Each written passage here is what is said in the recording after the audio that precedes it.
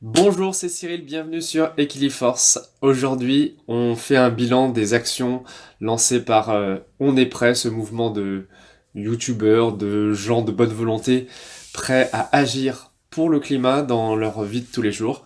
Alors, moi, c'est un souci que j'avais déjà, mais là, de se retrouver avec des centaines, des milliers de personnes qui font ces défis en même temps, franchement, je trouve ça stimulant. Alors, dans le détail. Jour numéro 10, consommer des légumes bio locaux de saison. Ça me convenait très bien puisque c'est quelque chose que je fais souvent, mais ça m'a encouragé à aller encore plus sur les marchés, à acheter des produits frais et à les cuisiner moi-même. Et franchement, quand on cherche déjà à faire des économies, bien sûr, il faut du temps. Ça, c'est clair.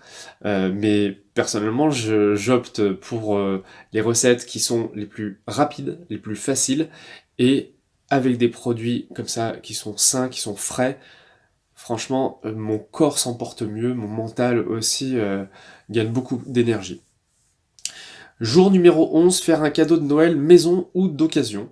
Alors, je pense vraiment à ces fêtes de Noël que je veux fêter autrement cette année. Et donc, c'est pour ça que aujourd'hui, sur un vide-grenier, j'ai acheté, pour faire plaisir, pour faire des cadeaux, euh, donc un petit haut féminin de la marque Desigual, 2 euros. Un petit pull Desigual, 2 euros aussi.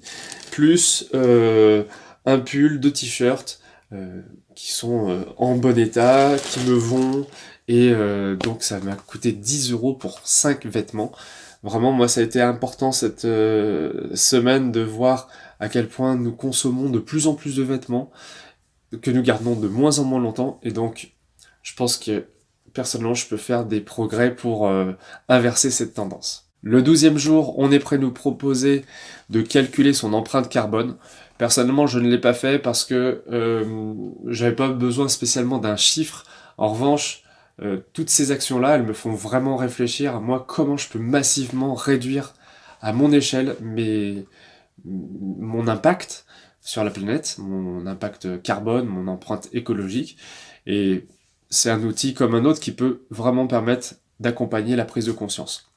Jour numéro 13, réparer son équipement ménager, ses appareils électriques par exemple. Là aussi, je ne l'ai pas fait, mais je suis allé voir et il existe de plus en plus dans les grandes villes notamment des ressourceries qui permettent d'éviter de jeter. De même qu'il existe des endroits comme Emmaüs par exemple où on peut trouver des appareils électriques en bon état et qui ont souvent été soit juste récupérés, soit réparés par des compagnons. Et franchement, on peut faire aussi comme ça. Le 14e jour, il nous était suggéré de soutenir une association de défense de l'environnement, donc il en existe beaucoup. Moi personnellement, je suis investi dans la cause des oiseaux. D'abord, j'ai été sympathisant, ensuite j'ai mis la main au porte-monnaie et adhéré pour une vingtaine d'euros à l'année. Donc c'était juste déjà un soutien, mais c'est déjà pas mal. En plus, c'est déductible des impôts. Et ensuite, j'ai franchi le cap en faisant partie d'un groupe local et j'ai même occupé pendant plusieurs années des fonctions de responsable local, tout simplement en étant passionné au départ et en rencontrant des gens qui sont passionnés, de découvrir aussi des espèces, des lieux et aussi des personnes parce que dans le milieu associatif on fréquente en général des gens qui sont pas tout à fait du même milieu que nous et ça fait du bien je trouve. Donc là, pour ce jour 14, ce que j'ai fait, c'est que je suis allé voir d'autres associations qui, grâce à Facebook, se font connaître. Et franchement, il y a largement de quoi trouver ce qui nous touche le plus dans ces associations-là. Pour le jour numéro 15, il s'agissait d'échanger ou de prêter ces objets à des voisins. Donc moi j'ai téléchargé l'application Moutoum que je n'ai pas encore utilisée mais ça ne saurait tarder. De façon générale, avec ce défi, je suis encore plus motivé pour créer des liens avec les gens que je connais ou qui habitent près de chez moi, dans ma ville, dans ma région, afin de mutualiser, de ne plus être dans une sphère individualiste, hein, chacun dans sa petite bulle, mais de voir que finalement, on peut faire circuler les objets, les connaissances, et que ça peut être très bien Ça va aussi dans le sens du jour numéro 16, hein, se préparer pour la marche pour le climat, qui a lieu en fin de semaine. Ça sera la 3e du genre, hein, quand même. Pour la première fois, des gens dans le monde entier défilent en disant que ils veulent absolument qu'on agisse ensemble pour des solutions plus écologiques pour aujourd'hui. Parce que demain, c'est déjà compliqué d'y penser, hein, pour la plupart des personnes, mais déjà aujourd'hui, il y a beaucoup à faire. Et donc, déjà, avec tout ce que j'ai évoqué, eh bien, il y a des possibilités d'évoluer. Jour numéro 17, diminuer sa consommation de plastique.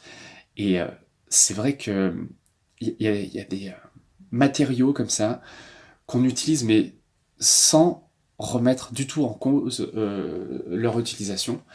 Or, au jour numéro 2, par exemple, s'équiper d'une gourde en inox plutôt que de bouteilles en plastique, éviter des déchets, voilà, ça me parle, moi. Franchement, ça me fait agir.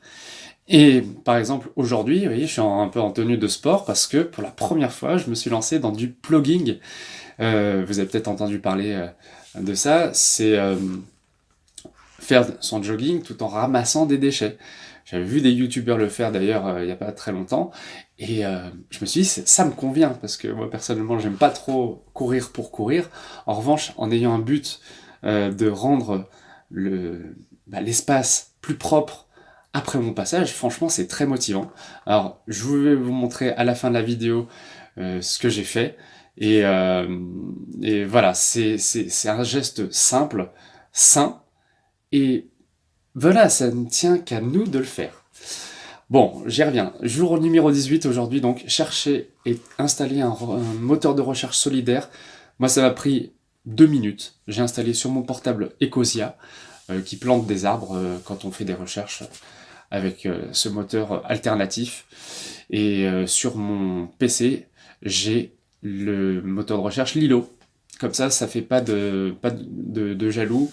Lilo, on permet de donner les recettes publicitaires à des associations de notre choix. Donc c'est vraiment important, je trouve, de se rendre compte qu'au niveau numérique, chacun des gestes compte.